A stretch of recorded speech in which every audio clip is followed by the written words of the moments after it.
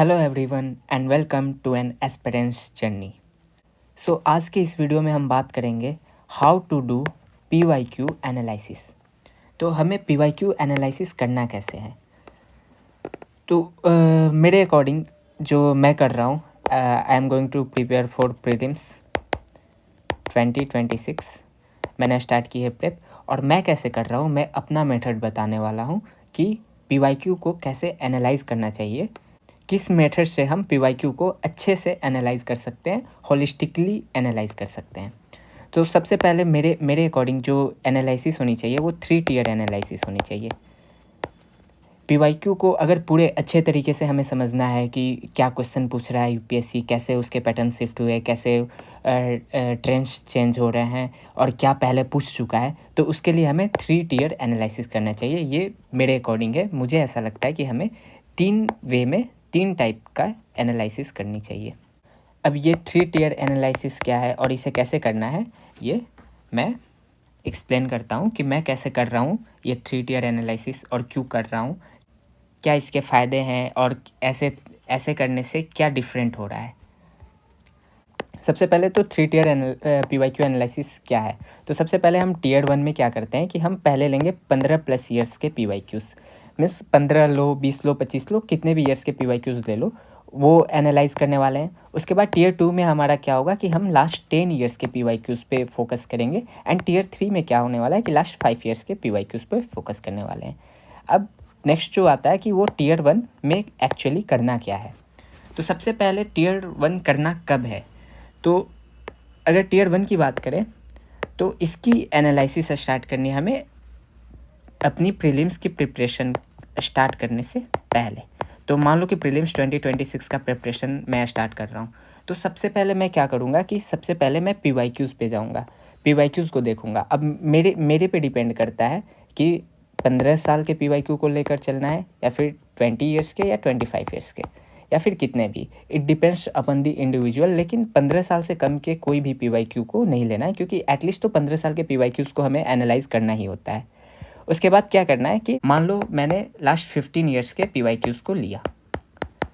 अब इसमें last 15 years means 2010 to 2025। अब इसमें क्या करना है कि मैं टॉपिक वाइज कोई भी बुक ले लूँ या फिर कुछ भी ले लेना है, किसी भी पब्लिकेशन की कोई भी टॉपिक वाइज, अगर पीवाईक्यू एनालिसिस की कोई बुक है या खुद से करना है तो खुद से करो। बट इसमें क्या करना है कि सबसे पहले हमें जो टॉपिक वाइज पीवाईक्यूज़ है उनके सबसे पहले क्या बनानी है, नोट्स बनानी है। और नोट्स बना के उनको अपने नोट्स में टॉपिक वाइज सेग्रीगेशन भी करना है। मीन्स हम जो बुक ले रहे हैं या कोई भी रेफरेंस के लिए कुछ भी ले रहे हैं, उससे हम क्या कर रहे हैं, अपना नोट्स बना रहे हैं, अपने नोट्स प्रिपेयर करके। और क्वेश्चंस का नहीं, जो ऑप्शंस है अच्छे से डीप डाइव करना है उसमें, कि जो भी 15 साल के क्वेश्चंस है, जो भी उसके ऑप्शंस है और कैसे कैसे किस डायमेंशन पे क्या क्वेश्चन पूछा, वो सबको हम एक नोट्स बनाकर, अपना एक पीवाईक्यू नोट्स बनाकर रखना है हमें। उससे हमें आइडिया लगेगा कि एग्जामिनर का माइंडसेट क्या रह रहा है, एंड जो वाइड एंड होलिस्टिक आइडिया हमें लगेगा कि हमें पढ़ना क्या है, हमें छोड़ना क्या है, कौन से सब्जेक्ट्स इंपॉर्टेंट है, कौन से सब्जेक्ट्स लेस इंपॉर्टेंट है, ये सब का आइडिया कैसे लगेगा, हमारे टियर 1 एनालिसिस के थ्रू लगेगा। तो टियर 1 एनालिसिस में यही करना है। उसके बाद क्या करना है कि हम आएंगे टियर 2 एनालिसिस। तो टियर 2 एनालिसिस क्या करना है, टियर 2 में सबसे पहले तो ये कब करना है, ये हमारा मान लो कि हमने स्टार्ट किया टियर 1 एनालिसिस। पहले हमने क्या किया कि हमने यूपीएससी के लास्ट 15 से 20 ईयर्स के पीवाईक्यू को एनालाइज कर लिया, उसके नोट्स बना लिए, सब कुछ प्रिपेयर हो गया हमारा, हमें एक आइडिया लग गया और हम अपना एक बार पूरे सिलेबस को हमने कवर कर लिया। इसके बाद क्या करना है कि हमारा जो सेकेंड रिवीजन स्टार्ट होने वाला है, उस समय उससे पहले हम टियर 2 एनालिसिस पे आएंगे। इसका मतलब कि अब मेरा फोकस क्या रहेगा सेकंड रिवीजन में, कि लास्ट 10 ईयर्स हमें इसमें क्या देखना है मेनली, कि हमारा सब्जेक्ट वाइज वेटेज क्या है, टॉपिक वाइज वेटेज इसमें क्या हुआ है। मान लो कि पहले यूपीएससी जो पूछता था लास्ट 25 ईयर्स में, यूपीएससी मान लो मॉडर्न हिस्ट्री से कम क्वेश्चन पूछता था। अब इसने क्या किया कि मॉडर्न हिस्ट्री से क्वेश्चंस को बढ़ा दिया। इसमें हमें 25+30 ईयर्स के जो ले जाना है वो हमारा नॉलेज लेकर जाना है। But second revision, third revision में हमें क्या करना है कि हमें मेन फोकस करना है कि लास्ट 10 ईयर्स में यूपीएससी कहाँ जा रहा है, उसका शिफ्ट कैसे पैटर्न चेंज हो रहा है, ये सब एनालाइज कैसे करना है। तो लास्ट 10 ईयर्स के पीवाईक्यू पे ध्यान देके फिर लास्ट जो टियर है हमारा वो टियर 3 है। तो टियर 3 में मेनली किस लिए है, मेनली टियर 3 है हमारा ट्रेंड एनालिसिस के लिए, कि हमें इसमें ट्रेंड देखना है। और ट्रेंड एनालिसिस कैसे करेंगे, तो लास्ट 5 ईयर्स के PYQs को हम लेंगे 2021 से 2025 तक। अब ये PYQs को हमें देखना है, बार बार इसको विजिट करना है। ये कब करना है हमारा, कि हमें सेकेंड रिवीजन हमारा कंप्लीट हो गया, अब हम आ रहे हैं थर्ड रिवीजन पे अपने। हमें मेनली क्या करना है कि हमें देखना है कि ये जो UPSC है वो लास्ट 5 ईयर्स में कैसे उसका ट्रेंड जो है वो शिफ्ट हुआ है। मीन्स वो क्वेश्चन पैटर्न क्या चेंजेस आए हैं, क्वेश्चन के पैटर्न्स में क्या सुने। पहले तो मान लो 2 स्टेटमेंट क्वेश्चन आते थे, अब इसने 3 स्टेटमेंट कर दिया, तो ये कैसे पता चलेगा। फिर क्या हुआ कि पहले वनली वाले 1ली 2 1ली 3 ये नहीं होता था, अब क्या, अब 2023 से इसने इंट्रोड्यूस किया, तो ये कैसे पता चलेगा। फिर हमें डीप, कितना डीप जाना है एक टॉपिक में। मान लो कि पहले जो क्वेश्चन इन्वायरमेंट का कोई क्वेश्चन है, इन्वायरमेंट में पहले क्या स्पीसीज़ पूछता था, स्पीसीज़ में क्या पूछा उसने, स्पीसीज़ में उसने पूछना कि कौन सा है स्पीसीज़ और ये कहाँ पाया जाता है, वल्नरेबल है, इंडेंजर्ड है क्या। अब क्या पूछा है स्पीसीज़ में कि एक पार्टिकुलर स्पीसीज़ है, उसके बिहेवियर, उसके पैटर्न को पूछ रहा है। चीता के बारे में पूछ लिया उसने कि अब चीता दहाड़ता है या नहीं दहाड़ता है। तो इस तरीके से UPSC चेंज हुआ है। तो ये कैसे हमें पता चलेगा कि UPSC किधर जा रहा है, उसका डायरेक्शन किधर चेंज हुआ है, किस टाइप के, कितने टफ क्वेश्चन पूछ रहे हैं, कितने इजी क्वेश्चन पूछ रहे हैं, पॉलिटी में वो क्या पूछ रहा है, फंडामेंटल राइट में कितना डीप में जाके पूछ रहा है, पार्लियामेंट का कितना डीप, साथ में वो करेंट अफेयर्स से कैसे लिंक कर रहा है। करेंट अफेयर्स में अब इस बार का 2025 का जो PYQ देखोगे तो इसमें इसने फैक्ट प्लस जो कंसेप्ट है दोनों को लिंक किया है। मैक्सिमम क्वेश्चन में कंसेप्ट अगर आपको आता है, बेसिक कंसेप्ट आता है, लेकिन उसके साथ आपको फैक्ट्स भी आने चाहिए। तो अभी हमें पता चला कि हाँ तो ठीक है, अब हमें फैक्ट्स पे भी ध्यान देना है, ज़्यादा ध्यान देना है, राइट।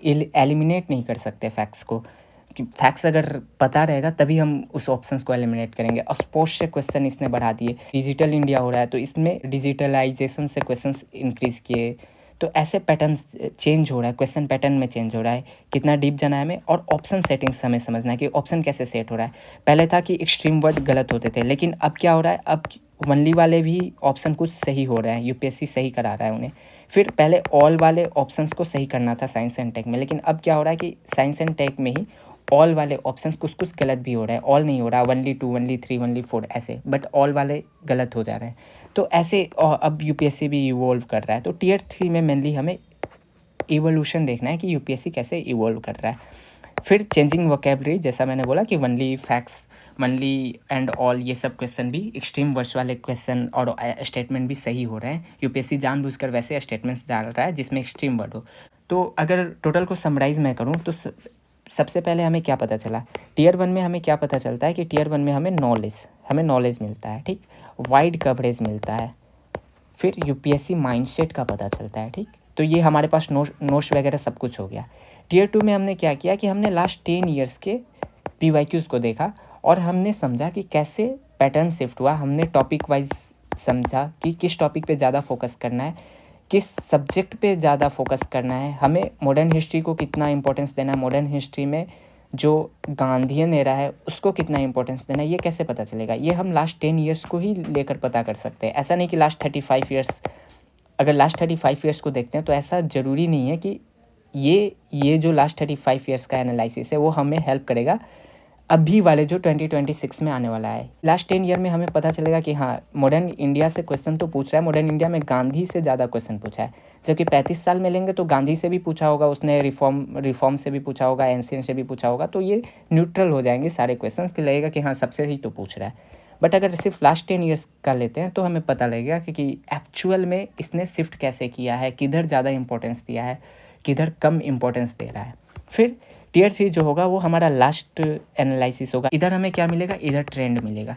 तो हमें ट्रेंड का कैसे पता चलेगा कि कौन से ट्रेंड, अभी ट्रेंड क्या है UPSC का क्वेश्चन पूछने का, करेंट अफेयर्स से कितना लिंकेज कर रहा है और कैसे ऑप्शन सेट कर रहे हैं, कितना टफ, कितना डीप में जा रहा है, किस सब्जेक्ट के किस टॉपिक में कितना डीप में हमें घुसना है और किस में किसको छोड़ना है। तो ये हमें लास्ट 5 ईयर्स का लेटेस्ट अगर पेपर देखेंगे तभी पता चलेगा कि अब लेटेस्ट माइंडसेट क्या है। So this is all for this video, see you in the next video, till then bye bye.